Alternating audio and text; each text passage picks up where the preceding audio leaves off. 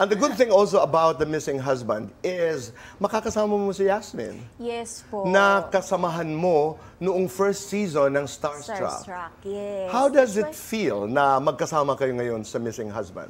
I'm so happy, Tito Boy, kasi parang bumabalik sa akin yung magkasama kami nung Starstruck days. Kasi hindi nagbago si Yasmin, ganun pa rin siya, kalog, makulit, and siya pa rin yung Yasmin. So parang I felt comfortable with her talaga. Correct me if I'm wrong, because I'm trying to remember 20 years ago.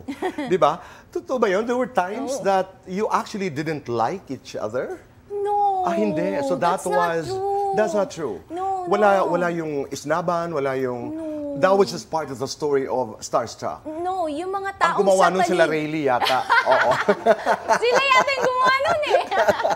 So you had no problems with Yasmin? No. Talaga? Yeah, actually, akala nila na nag-iinggitan kami, nagta-trash talk kami sa isa't isa. Pero no. Actually, yung mga tao sa paligid namin, sila yung pinipilit na siraan kami sa isa't isa. Isa na dun si Alte. Yes, Kasama ba na? siya. Si Alte yung parang sinisiraan, parang makarating sa'yo. Yes, ganon. Okay. So si Rayleigh, ay, huwag ko sa... Oo.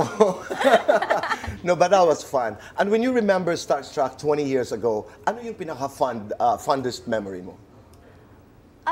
Yung magkakasama kami, hindi ko makakalimutan, Tito Boy, magkakasama kami lahat sa Baguio. What happened in Baguio? Ang daming,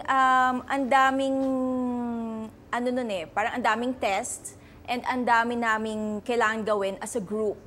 Tapos nung natalo kami, lahat kami tatalon sa swimming pool na sobrang lamig.